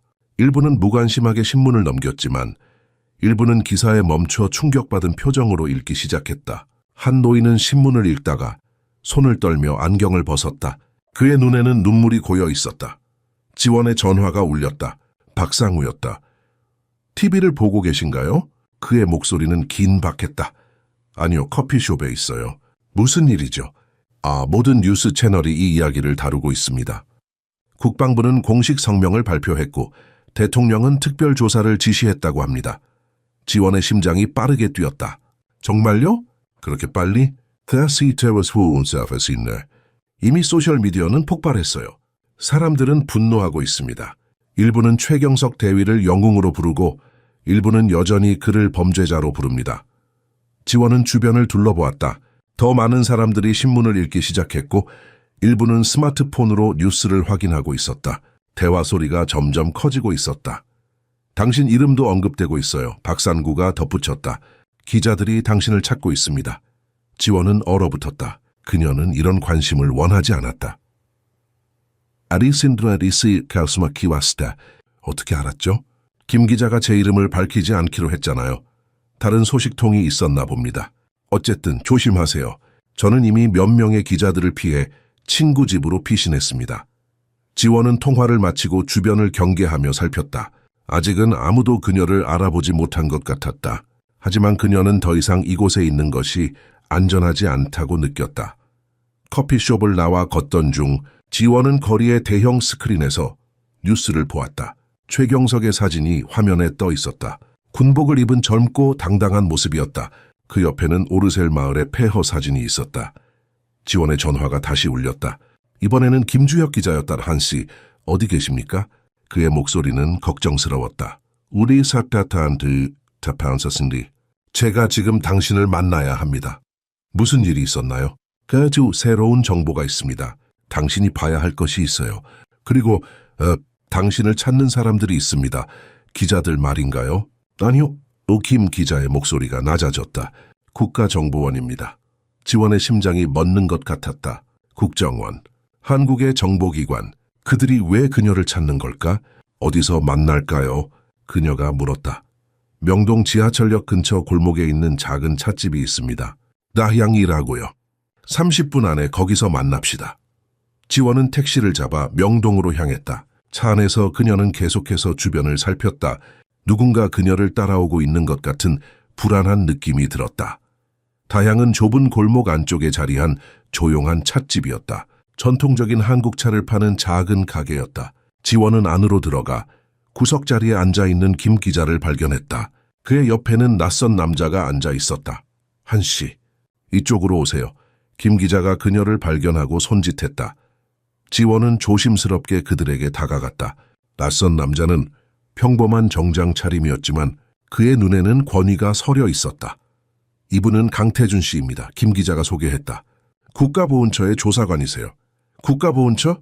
지원은 혼란스러웠다. 국정원이 아니었다. 안녕하세요, 한씨. 강 조사관이 인사했다. 그의 목소리는 부드럽지만 단호했다. 저는 최경석 대위의 사망 이후 조사를 담당하고 있습니다. 무엇을 조사하시는 거죠? 지원이 물었다. 초의 대위의 명예 회복 가능성입니다. 지원은 놀란 표정을 감추지 못했다. 명예 회복이요?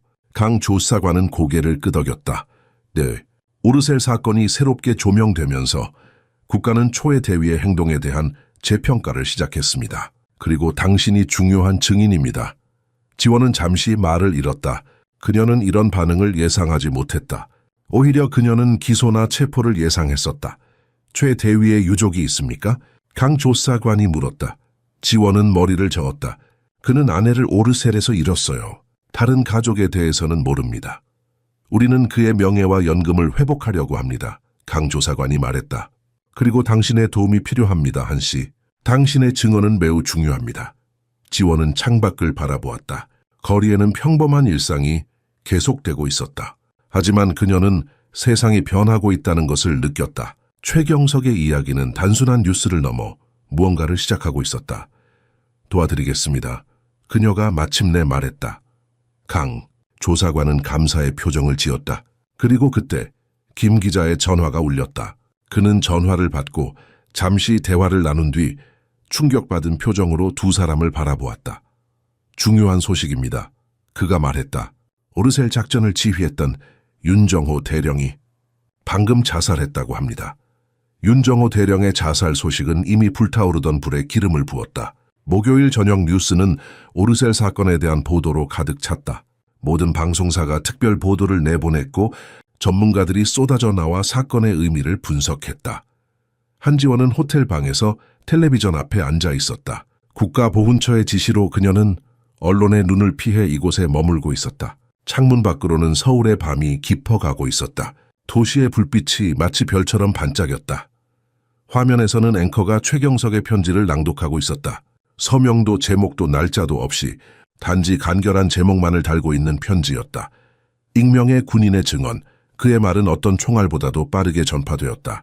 방송사들은 편지의 전문을 읽었고 신문들은 그것을 인쇄했다. 사람들은 즉시 그 글 뒤에 있는 목소리를 알아보았다. 대위 최경석, 국가가 혐오하도록 가르친 남자의 목소리였다. 소셜미디어는 의견으로 폭발했다. 일부는 그의 즉각적인 처벌을 요구했고 다른 일부는 그를 진실을 말할 용기를 가진 최초의 인물로 칭했다. 방송사 전화선은 마비되었고 산 위의 오래된 집은 다시 한번 속삭임으로 가득 찼다. 이번에는 유령이 아닌 전국의 반응이었다. 지원의 휴대폰이 울렸다. 박상우였다. 뉴스 보고 계세요? 그가 물었다 뻔해 지원이 대답했다. 미쳤어요. 대령의 자살은 모든 것을 바꿔놓았어요. 그것은 일종의 자백으로 보여요. 지원은 깊이 생각에 잠겼다. 윤정호 대령, 오르셀 작전을 지휘한 남자, 최경석의 증언에 따르면 민간인 살해 명령을 직접 내린 사람. 그의 자살은 정말로 죄책감의 표현일까? 아니면 진실이 드러나는 것을 막기 위한 최후의 수단이었을까? 지금 어디 계세요? 박상구가 물었다. 지원은 주변을 둘러보았다. 호텔 방은 안전하고 고급스러웠지만 어딘가 차갑게 느껴졌다. 호텔에요. 보훈처에서 마련해준 곳이에요. 조심하세요. 박상우의 목소리가 낮아졌다. 뭔가 이상해요. 윤 대령의 자살이 너무 편리하게 느껴져요. 마치 누군가가 그를 침묵시키려는 것처럼요. 지원은 불안하게 창밖을 내다보았다. 무슨 말씀이세요? 대아디두인데 아직 확신할 수는 없어요. 하지만 제가 몇몇 옛 동료들과 연락하고 있어요. 오르셀 작전에 대한 더 많은 정보를 얻으려고요.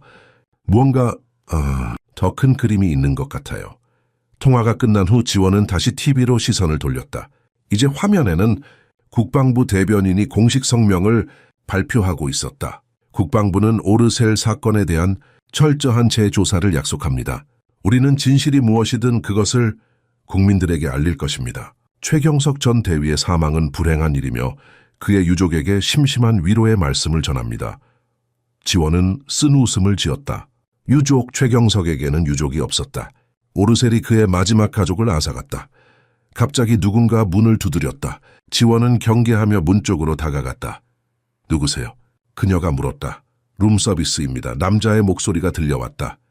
지원은 혼란스러웠다. 그녀는 아무것도 주문하지 않았다. 조심스럽게 문을 열자 정장을 입은 젊은 남자가 서 있었다. 그는 룸서비스 직원처럼 보이지 않았다. 한지원 씨. 그가 물었다. 지원은 고개를 끄덕였다. 대통령 비서실에서 나왔습니다. 그가 신분증을 보여주었다. 대통령께서 당신을 만나고 싶어 하십니다. 지원은 충격으로 말을 잃었다. 대통령이요? 왜죠? 오르셀 사건에 관해 직접 이야기를 나누고 싶어 하십니다. 특히 최경석 대위에 관해서요. 지원은 순간 어떻게 반응해야 할지 몰랐다. 대통령과의 만남? 이것은 그녀가 예상한 것보다 훨씬 더 큰일이 되어가고 있었다. 언제, 어디서 만나야 하나요? 그녀가 마침내 물었다머 지금입니다. 차가 아래에서 기다리고 있습니다. 지원은 잠시 주저했다. 이것이 함정일까? 아니면 정말로 대통령이 그녀를 만나고 싶어 하는 걸까? 그녀는 휴대폰을 집어들었다. 잠시만요. 전화 한 통 해야 합니다. 그녀는 강태준 조사관에게 전화를 걸었다. 짧은 대화 후 그는 상황이 진짜임을 확인해 주었다. 이건 전례 없는 일입니다. 강 조사관이 말했다. 대통령이 직접 개입하다니 이 사건이 정말 중요한 전환점이 된 것 같습니다. 지원은 전화를 끊고 남자를 바라보았다. 가겠습니다. 그녀는 재빨리 가방을 집어들고 남자를 따라 호텔을 나섰다. 밖에는 검은색 세단이 대기하고 있었다. 채 올라타자 어두운 창문이 외부 시선을 차단했다. 차가 움직이기 시작했을 때 지원은 자신이 정확히 어디로 향하고 있는지 궁금했다. 청와대? 아니면 다른 비밀 장소? 그녀는 창밖을 바라보았다. 서울의 밤거리가 빠르게 스쳐 지나갔다. 그리고 그 순간 그녀는 최경석을 생각했다. 그가 살아있었다면 이 모든 상황을 어떻게 받아들였을까? 그의 진실이 전국을 뒤흔들고 대통령의 관심을 끌고 정부를 위기에 빠뜨리는 것을 되찾아 서울의 중심부로 향하며 지원은 이 만남이 가져올 변화에 대해 생각했다. 그리고 그녀는 최경석의 마지막 편지에 쓰여있던 말을 기억했다. 진실이 모든 것을 치유할 수는 없습니다. 하지만 그것은 시작입니다. 검은색 세단은 예상과 달리 청와대로 향하지 않았다. 대신 국방부 건물로 들어섰다. 한지원은 긴장된 마음으로 차에서 내렸다. 밤하늘에는 별이 거의 보이지 않았고 건물은 대부분의 불이 꺼진 채 어둠 속에 서 있었다. 이쪽입니다. 비서실 직원이 그녀를 안내했다. 그들은 조용한 복도를 따라 걸었다. 늦은 시간이었지만 여전히 몇몇 사무실에서는 불빛이 새어나왔다. 위기 상황에서 밤샘 근무를 하는 공무원들이 분명했다. 마침내 그들은 대형 회의실 앞에 도착했다. 문 앞에는 2명의 경호원이 서 있었다. 기다려주세요. 비서실 직원이 말하고 안으로 들어갔다. 지원은 복도에 홀로 남겨졌다. 그녀의 심장은 빠르게 뛰고 있었다. 최경석의 목소리가 그녀의 머릿속에 울렸다. 당신은 증인입니다. 지금 그녀는 정말로 증인이 되어가고 있었다. 잠시 후 문이 열리고 비서실 직원이 돌아왔다. 들어오세요. 회의실 안은 예상과 달리 사람들로 가득했다. 긴 테이블 주변에 약 10명의 고위 관리들이 앉아 있었다. 모두 정장 차림이었고 그들의 얼굴은 피로와 긴장으로 굳어 있었다. 테이블 상단에는 대통령이 앉아 있었다. 그는 TV에서 보던 것보다 더 작고 지쳐 보였지만 그의 눈빛은 여전히 날카로웠다. 한지원 씨, 와주셔서 감사합니다. 대통령이 말했다. 그의 목소리는 조용했지만 방안을 가득 채웠다. 앉으시죠. 지원은 조심스럽게 테이블 맨 아래쪽에 마련된 자리에 앉았다. 그녀는 모든 시선이 자신에게 집중된 것을 느꼈다. 먼저 이 자리는 공식 기록에 남지 않는다는 것을 알려드리고 싶습니다. 대통령이 계속했다. 우리는 단지 진실을 알고 싶습니다. 최경석 대위가 남긴 증언에 대해 그리고 당신이 그와 나눈 대화에 대해서요. 지원은 목을 가다듬었다. 제가 어떻게 도울 수 있을까요, 대통령님? 대통령은 잠시 그녀를 관찰했다. 한 씨, 당신은 최경석 대위를 어떻게 생각하십니까? 그는 영웅입니까? 아니면 전범입니까? 질문은 직설적이었고 지원은 잠시 숨을 고르며 생각했다. 이것은 단순한 질문이 아니었다. 이것은 시험이었다. 그는 인간이었습니다. 그녀가 마침내 대답했다. 두려움에 떨며 선택을 내려야 했던 인간이었습니다. 그의 편지에서 말했듯이 진실은 아마도 영웅과 괴물 사이 어딘가에 있을 것입니다. 대통령의 눈에 흥미로운 빛이 스쳤다. 그의 증언이 사실이라고 생각하십니까? 그가 말한 모든 것이. 드레시니, 지원은 주저없이 대답했다. 저는 그의 증언이 진실이라고 믿습니다. 박상우 씨의 증언도 이를 뒷받침합니다. 그리고 그녀는 잠시 망설였다. 윤정호 대령의 자살도 말이죠. 회의실에 무거운 침묵이 내려앉았다. 몇몇 관리들이 불편하게 자리를 바꿨다. 한 씨, 테이블 중간에 앉아있던 나이든 남자가 입을 열었다. 그는 국방부 장관으로 보였다. 당신은 왜 최경석의 이야기를 공개하기로 결정했습니까? 그것이 국가안보에 어떤 영향을 미칠지 생각해 보셨습니까? 질문에는 비난의 뉘앙스가 담겨 있었다. 지원은 그 사실을 놓치지 않았다. 장관님, 그녀가 조용히 대답했다. 저는 진실이 국가안보를 위협한다고 생각하지 않습니다. 오히려 거짓말과 은폐가 더 큰 위협이 될 것입니다. 최경석 씨는 8년 동안 자신의 진실과 함께 살았습니다. 그는 그것을 감옥이라고 불렀습니다. 국가도 그런 감옥에서 살아야 할까요? 장관의 얼굴이 굳어졌지만 대통령은 미소를 감추지 못했다. 한 씨, 당신의 솔직함에 감사드립니다. 대통령이 말했다. 이제 우리는 중요한 결정을 내려야 합니다. 오르셀 사건에 대한 진실을 어떻게 다룰 것인지에 대해서요. 이미 언론에 공개되지 않았습니까? 지원이 물었다. 일부만이죠. 테이블 맞은편에서 여성 장관이 말했다. 완전한 진실은 훨씬 더 복잡합니다. 오르셀 작전은 단순한 군사작전이 아니었어요. 그것은 정치적 결정이었습니다. 지원의 눈이 커졌다. 무슨 뜻인가요? 흘라큰 대통령이 한숨을 쉬었다. 한 씨, 우리가 당신을 이곳에 부른 이유는 최경석 대위의 명예를 회복하기 위한 과정을 시작하기 위해서입니다. 그리고 그 과정의 일환으로 내일 공식 청문회가 열릴 예정입니다. 당신과 박상우 씨는 증인으로 출석하게 될 것입니다. 지원은 놀라움을 감추지 못했다. 청문회요? 그렇게 빨리? 우리는 더 이상 지체할 수 없습니다. 대통령이 단호하게 말했다. 국민들은 진실을 원하고 있고 우리는 그것을 제공할 의무가 있습니다. 당신의 증언은 매우 중요할 것입니다, 한 씨. 지원은 천천히 고개를 끄덕였다. 그녀는 이 상황의 중대함을 이해하고 있었다. 그녀가 내일 할 말은 역사를 바꿀 수도 있었다. 한 가지 질문이 있습니다. 지원이 말했다. 최경석 대위의 장례식은 언제인가요? 방 안이 모든 사람들이 서로를 바라보았다. 명백히 아무도 그것에 대해 생각하지 않았던 것 같았다. 아직 결정되지 않았습니다. 대통령이 말했다. 하지만 우리는 그에게 합당한 예우를 갖춘 장례식을 제공할 것입니다. 그것이 최소한 우리가 할 수 있는 일입니다. 회의가 끝나고 지원은 다시 검은색 세단에 올라탔다. 이번에는 호텔로 돌아가는 길이었다. 차 안에서 그녀는 창밖을 바라보았다. 서울의 밤거리가 어둠 속에서 빛나고 있었다. 내일 그녀는 공식 청문회에서 증언할 것이다. 내일 최경석의 이야기는 공식적으로 역사의 일부가 될 것이다. 그녀는 피로함을 느꼈지만 동시에 이상한 평화로움도 느꼈다. 마치 오랫동안 짊어지고 있던 무게가 조금은 가벼워진 것 같았다.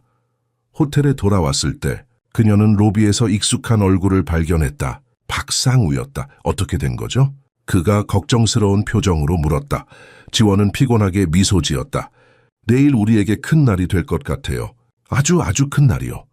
다음 날 아침 청문회는 모든 주요 방송사에서 생중계되었다. 한지원은 증인석에 앉아 있었다. 그녀의 앞에는 카메라가, 그리고 뒤에는 청중석을 가득 메운 사람들이 있었다. 자리 중앙에는 국회 특별조사위원회 위원들이 앉아 있었다. 지원은 차분하게 자신의 이야기를 전했다. 최경석을 만난 순간부터 그의 고백, 그의 증언, 그리고 그의 마지막 날까지 그녀의 목소리는 흔들리지 않았고 그녀의 눈에는 진실만이 담겨 있었다. 박상구도 증언대에 섰다. 그는 오르셀의 그날 밤에 대해 상세히 증언했다. 명령체계, 혼란, 그리고 최경석이 그를 구한 순간 그의 목소리는 감정으로 떨렸지만 그의 말에는 의심의 여지가 없었다. 청문회가 끝날 무렵 위원회 위원장이 최종 발언을 했다. 오늘의 증언을 바탕으로 이 위원회는 오르셀 사건에 대한 전면적인 재조사를 권고합니다. 그리고 최경석 대위의 명예회복 절차를 즉시 시작할 것을 결정합니다. 더 이상 억울한 누명을 쓴 채로 역사에 남겨두어선 안 됩니다. 청중석에서 박수 소리가 터져 나왔다. 지원은 안도의 한숨을 내쉬었다. 그것은 끝이 아니었다. 오히려 시작이었다. 하지만 그것은 올바른 시작이었다. 청문회 이후 지원은 국방부 차관과의 비공개 회의에 참석했다. 그곳에서 그녀는 최경석의 장례식 계획에 대해 들었다. 국립현충원에 안장될 것입니다. 차관이 말했다. 그리고 그에게는 전사자에게 주어지는 모든 명예가 부여될 것입니다. 지원은 고개를 끄덕였다. 그는 그것을 원했을까요? 그는 그런 식의 명예를 거부했던 것 같은데요. 차관은 잠시 생각에 잠겼다. 어쩌면 당신이 옳을지도 모르겠군요. 그렇다면 당신은 어떻게 하길 원하시나요? 이틀 후 한지원은 다시 그 산으로 향했다. 이번에는 혼자가 아니었다. 박상우와 강태준 조사관 그리고 몇몇 군인들이 그녀와 함께했다. 그들은 최경석의 유해를 운구하고 있었다. 길은 이전과 같았다. 가파른 오르막, 마른 낙엽, 그리고 지평선 너머로 펼쳐진 푸른 하늘. 하지만 이번에는 모든 것이 다르게 느껴졌다. 더 이상 무거운 비밀이나 억눌린 진실이 없었다. 오직 평화만이 있었다. 최경석의 집은 그대로였다.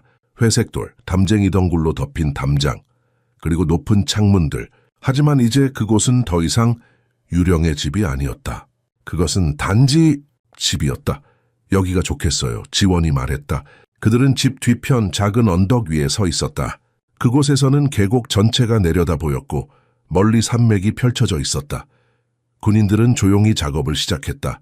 그들은 땅을 파고 최경석의 관을 내렸다. 공식적인 의식은 없었다. 단지 조용한 존경과 이해만이 있었다. 관 위에 첫 삽에 흙이 떨어졌을 때 지원은 바람소리가 들리는 것 같았다. 마치 누군가가 속삭이는 것처럼. 하지만 이번에는 두렵지 않았다. 그것은 마치 감사의 말과 같았다. 의식이 끝나고 모든 사람들이 떠난 후 지원은 혼자 남았다. 그녀는 새로 만들어진 무덤 앞에 앉아 있었다. 단순한 돌표지에는 최경석의 이름과 생몰년도 그리고 짧은 문구만이 새겨져 있었다. 진실은 자유를 준다. 안녕, 최 선생님. 지원이 부드럽게 말했다. 약속을 지켰어요. 당신의 이야기가 전해졌어요. 이제 당신은 자유로워요. 바람이 그녀의 머리카락을 스쳤고 멀리서 새 한 마리가 날아올랐다. 하늘은 맑고 푸르렀다. 지원은 이상한 평화로움을 느꼈다. 그녀는 천천히 일어나 집으로 걸어갔다. 문을 열자 익숙한 나무 냄새와 햇빛이 그녀를 맞았다.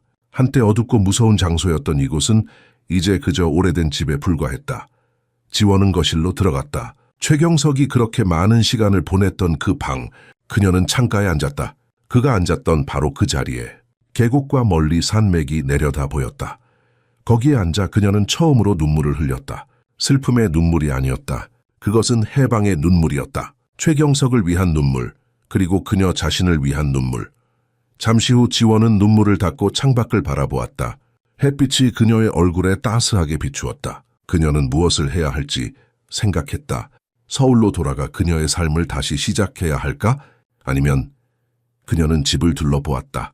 오래되었지만 튼튼한 이 집, 이곳에서 그녀는 처음으로 오랜 시간 후에 목적을 찾았다.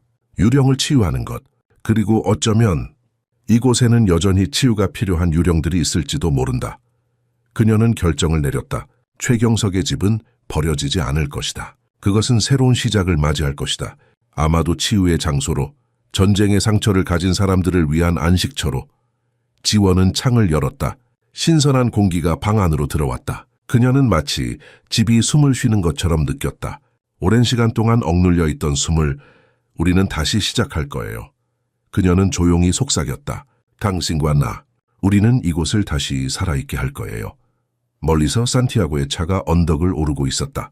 그는 약속대로 자신의 이야기를 쓰기 위해 돌아왔다. 최경석의 이야기, 오르셀의 이야기, 그리고 이제는 지원의 이야기도 저녁빛이 계곡의 황금빛을 들이우는 가운데 지원은 현관에 서서 방문객을 기다렸다.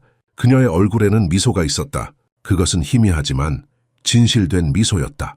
깨진 군인과 깨진 간호사가 새롭게 시작할 수 있다는, 그리고 심지어 사랑이 가장 깊은 상처도 치유할 수 있다는 믿음의 미소였다. 다음 날 아침 한지원은 집 앞 현관에서 차 한 잔을 마시며 새로운 하루를 맞이하고 있었다. 서늘한 가을 공기가 그녀의 뺨을 스치며 지나갔다. 산티아고의 방문 이후 그녀는 조금씩 이 집을 변화시키기 시작했다. 창문을 닫고 바닥을 쓸고 벽에 거미줄을 제거했다. 작은 일이었지만 그것은 시작이었다. 멀리서 자동차 소리가 들렸다. 지원은 고개를 들었다. 이 외딴 곳에 누가 찾아오는 걸까? 산티아고는 이틀 전에 떠났고 다음 주에 다시 오기로 했다. 검은색 세단이 서서히 길을 따라 올라왔다. 정부 차량처럼 보였다. 지원은 긴장했다. 또 다른 조사관일까? 아니면 기자? 최근 며칠간 그녀는 언론의 관심에서 벗어나기 위해 노력하고 있었다. 차가 멈추고 한 젊은 남자가 내렸다. 마른 체격에 날카로운 턱선을 가진 남자였다. 그는 정장 바지에 흰 셔츠를 입고 있었고 목에는 넥타이 대신 반창고가 붙어 있었다. 그의 목에 있는 상처는 화상의 흔적이었다. 지원은 의아했다. 그를 본 적이 없었다. 하지만 무언가 익숙한 느낌이 들었다. 한지원 씨? 남자가 조심스럽게 물었다. 지원은 천천히 고개를 끄덕였다. 제 이름은 송현우입니다. 그가 말했다. 저는 최경석 대위를 찾고 있습니다. 지원의 심장이 빠르게 뛰기 시작했다. 그녀는 현관에서 내려와 남자에게 다가갔다. 최경석 씨는 더 이상 여기 계시지 않습니다. 그녀가 부드럽게 말했다. 젊은 남자는 고개를 숙였다. 네, 알고 있습니다. 하지만 그래도 와야 할 것 같았습니다. 그의 눈에는 깊은 결의가 서려 있었다.